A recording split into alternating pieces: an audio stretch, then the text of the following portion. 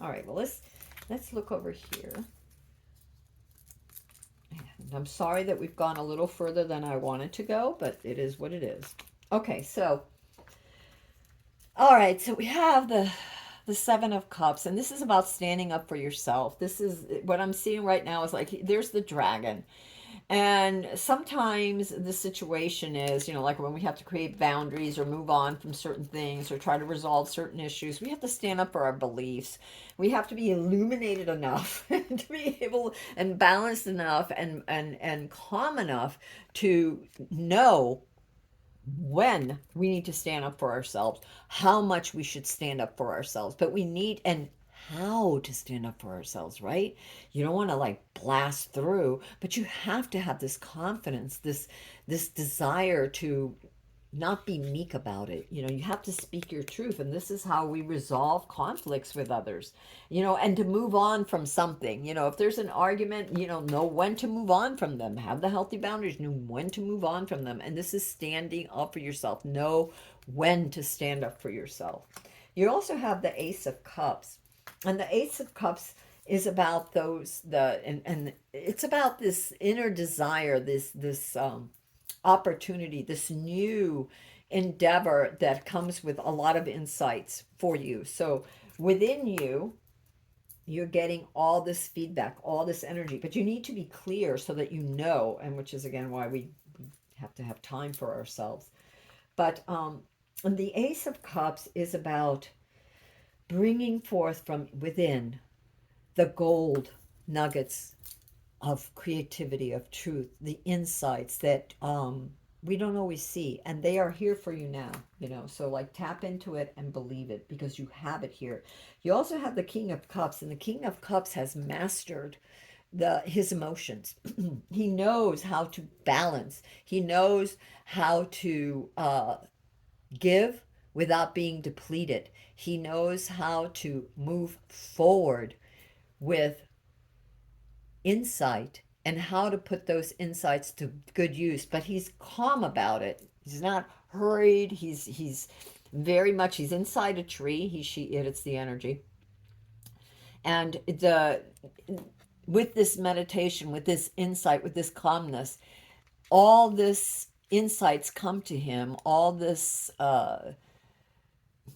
insights come to him, and he knows what to do. He knows which things to implement, how to implement it. So you also have that. So standing up for yourself, receiving these insights, and then implementing what you see, those insights. Part of moving on is knowing how to move forward with the information that you get, with the insights that you get. You have the Page of Cups, and the Page of Cups is testing these new insights. He's announcing to you, and it's funny because you have Ace, King, and Page. So, and the Seven. And so the Seven of Cups is also about not just standing up for yourself, but of realizing all the blessings you have and to figure out which ones you want. There's a need to balance. Like here again, you had all these different things that you're trying to accomplish, that you're working, that you're giving, and how to balance those things. How to balance what you really need with what you think you need or with what others need. So it's standing up and deciding, again, what others need and what you need. Trusting those insights, this illumination that comes from within, knowing in a balanced way by meditating, by being with nature, by being grounded, by being present, how to move forward because the king is moving forward, putting these things into action. And the page is testing the waters.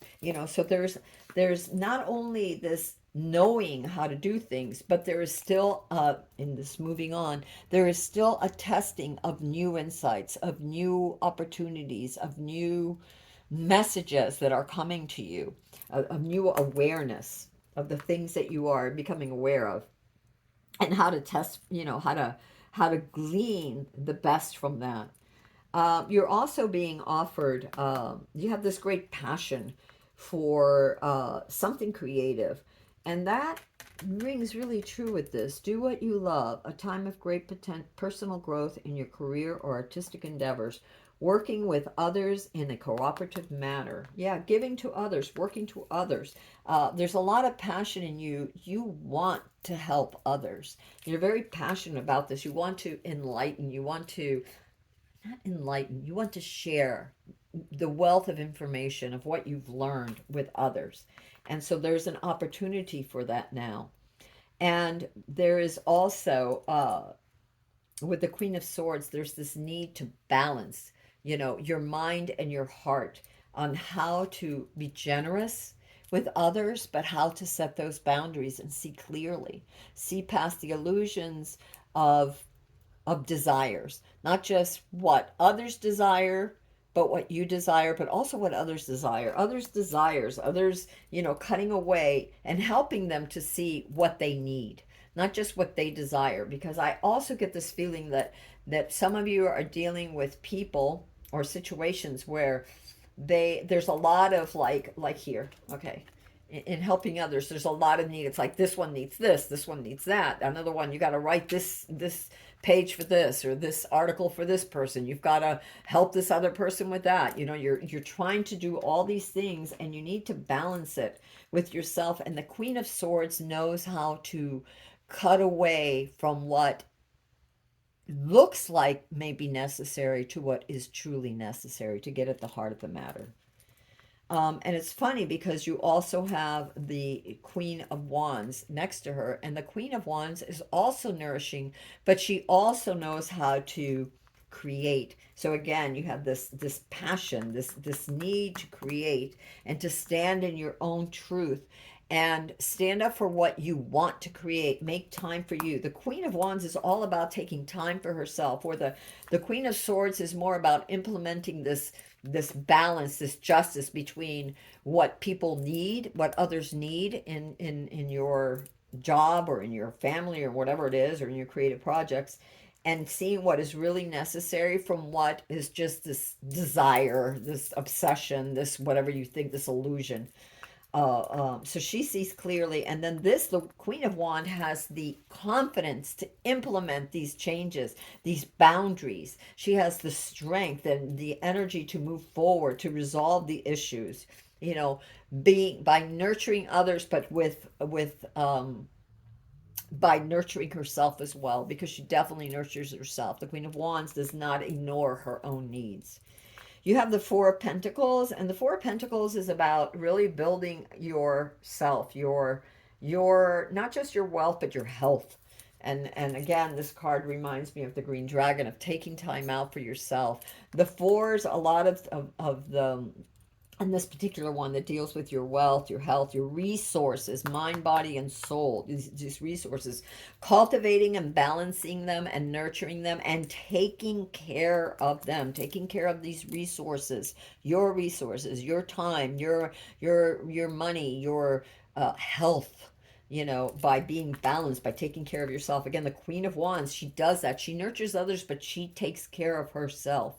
And then you've got the Sun. You got two Sun cards, and the Sun is this. When I see the Sun card, it's like it's true optimism. It's looking at the bright side of things. Look at this illumination. You got the very first card you got, and the very last card you got is to open to your higher learning and wisdom, your path of illumination, your wisdom, your inner knowing, your divine sense, and staying focused on that, staying true to that. So as long as you stay illuminated, this highest part of you, this divine spirit of you, and you allow it to come to yourself, you're regal, you'll know how to deal with others. And it's also a card of looking at the bright side of things, not getting obsessed with all these issues, knowing, not freaking out about when to put your boundaries and when not. Again, what's going to help you with this is to really be present, to take time out for yourself, to really be balanced.